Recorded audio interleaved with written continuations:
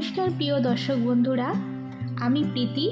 আমি আমার লোভনীয় রান্নাবান্না চ্যানেলে আপনাদের সকলকে স্বাগত জানাচ্ছি। এখন এই গরমে সবসময় একটু ঠান্ডা ঠান্ডা শরবত খাওয়ার ইচ্ছা হচ্ছে, তাই জন্য আজকে আমি তৈরি করছি বাদাম মিল্কশেক। এই বাদাম মিল্কশেক বানানো খুবই সহজ, তো আপনারা দেখে নিন আমি কিভাবে বাদাম মিল্কশেকটা তৈরি করছি। আমি এখানে আমন্ড বাদামটা প্রায় 6 ঘন্টা মতো ভিজিয়ে রেখেছিলাম। এরপর আমি এই আমন্ড বাদাম থেকে খোসাটা ছাড়িয়ে নিয়েছি।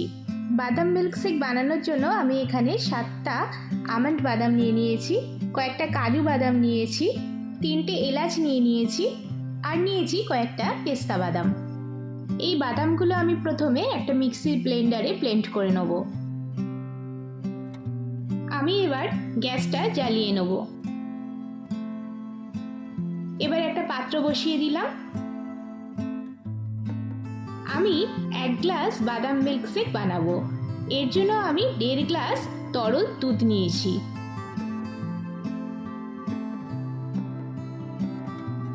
দুধটাকে আমি ঘন করব, এই জন্যই আমি এখানে 1.5 গ্লাস দুধ নিলাম।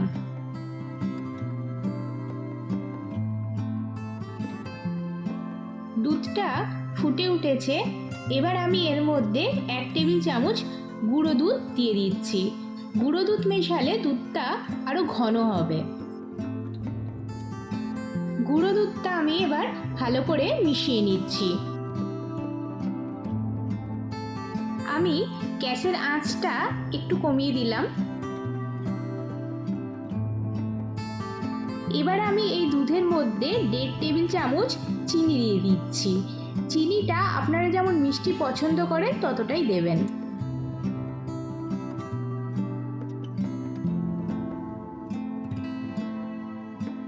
দেড় টেবিল চামচ চিনি দিয়ে আমি দুধটাকে একটু ঘন করে নিচ্ছি।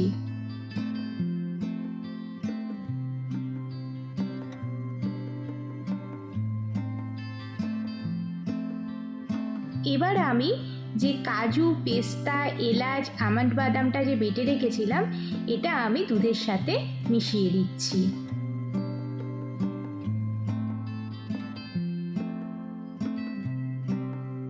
গ্যাসের আঁচটা আমি কমিয়ে দিয়েছি, আর এই বাদাম বাটাটা আমি দুধের সাথে খুব ভালো করে মিশিয়ে নিচ্ছি। ব্যাস, দুধটা দেখুন অনেকটা ঘন হয়ে গেছে। এবার আমি গ্যাসটাকে নিভিয়ে দেবো।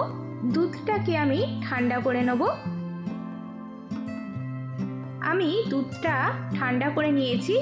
এবার আমি শরবতটা পরিবেশন করে দেখাবো। আমি শরবতটা পরিবেশনের জন্য একটা গ্লাস নিয়ে নিয়েছি। এবার আমি এই গ্লাসের মধ্যে 5 টুকরো আইস কিউব দিয়ে দিচ্ছি। এবার আমি বাদাম মিল্কশেকটা গ্লাসে ঢেলে দেবো।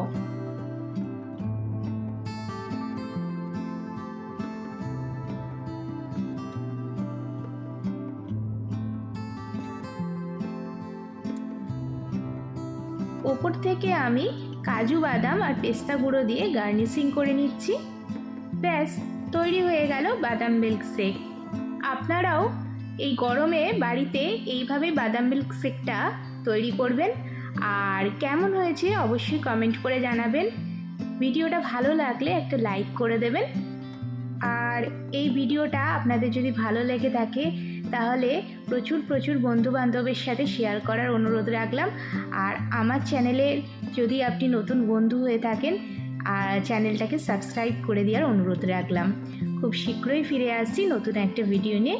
নমস্কার।